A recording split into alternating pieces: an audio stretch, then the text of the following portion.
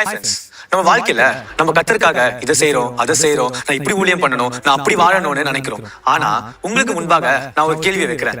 நீங்க கர்த்தருக்காக செய்றீங்களா இல்ல கர்த்தர் சொல்றதை செய்றீங்களா? ரெண்டுத்துக்கும் வித்தியாசம் இருக்குங்க.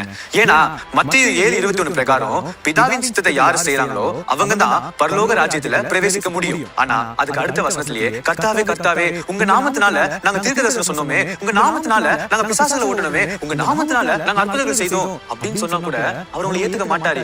ஏன்னா அவர் என்ன கேள்வி கேட்பாருன்னா, நான் சொன்னதை நீ செஞ்சியா தான் கேட்பாரு. இப்ப இருக்கிறவங்க கூட நீங்க பாருங்களேன், உபவாச கூட்டங்களை வைக்கிறாங்க, தீர்க்கதரிசன கூட்டங்களை வைக்கிறாங்க, மாசம் மாசம் அமாவாசை கூட்டம் வைக்கிறாங்க, இல்லன்னா விடுதலை கூட்டம் சொல்லி வைக்கிறாங்க, நிறைய கூட்டங்கள் வைக்கிறாங்க. ஆனா இவங்க எல்லாரும் ஆத்மாவை ஆதாயப்படுத்துறாங்க இல்லையோ, ஆனா இந்த கூட்டத்துல பணத்தை நல்லா ஆதாயப்படுத்துறாங்க. கேட்டா எப்பா நாங்க ஏசப்பாக்காக செய்யறோம்பா அப்படின்னு சொல்றாங்க. சரிங்க, இன்னொரு கேள்வியை உங்க முன்னாடி நான் வைக்கிறேன். நீங்க எந்த எஜமானுக்கு ஊழியம் செய்றீங்க?